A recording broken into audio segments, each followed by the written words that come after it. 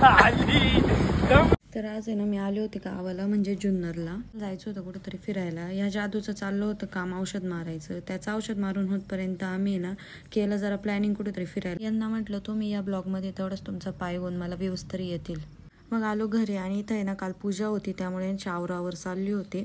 मुंबईच्या पोरांची मज्जा असते नाही का, आजी बाबा दोघंही मागं मागं असतात, बाबा खेळवायला आणि आजी जेवायला घालायला. याच्या जागेवर जर गावचं पोरग असतं तर हाणून मारून हाताने खायला लावलं असतं. मग काय आमचा प्लॅन ठरला, मस्त ओतूरला जायचं, दुर्नळी धबधबा पाहायला. सगळे ना लेण्याद्रीला चालले होते फिरायला, पण आहे ना असं फिरायला जायची मजाच वेगळी बरं का. आम्ही लहानपणी खूप फिरायचो असं. ते तर निघालेच, तेवढ्यात आम्ही पण आवरलं आणि निघालो. नाही नक्की फिरायला चालेत का कुठं बँक लोटायला काय माहिती. हम चले धबधबे में, गुनगुनाते धबधबे में, धड़कने है अब क्या करें. आपल्या जुन्नर तालुक्यात कुठेही जा, सगळंच एवढं भारी ना बघण्यासारखं एकदम. जसं काय रस्ता तर आमचा आहे, कोणती पण गाडी पुढे जाऊ देणार नाही. कसं आहे मग सायकल गाडीचा रायडर. फिरायचं राहू द्या पहिले ना, खायचं बघायचं, मग बघू पुढचं पुढं. पहिले जाता ना तिथे एक तळं लागतं, तिथं आजूबाजूच्या धबधब्यांचं पाणी साठवतो.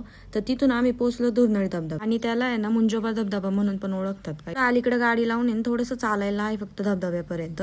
पाऊस नव्हतं त्यामुळे काय एवढं पाणी पण नव्हतं. एवढी रिस्क लोक का घेतात काय माहिती. तेच फोटो तुम्ही खाली पण काढू शकता ना. धबधब्यापासून आहे ना थोडंसं खाली आलं ना, त्यांनी परत एक तळं केलेलं आहे, तर तिथे यांचं चाललं तर स्विमिंग करायचं. मग निघालो घरी जायला. जाता जाता आम्ही मस्त चहा घेतो. तोपर्यंत तुम्ही ब्लॉग आवडला असेल तर नक्की फॉलो करा. जिवंत आहे.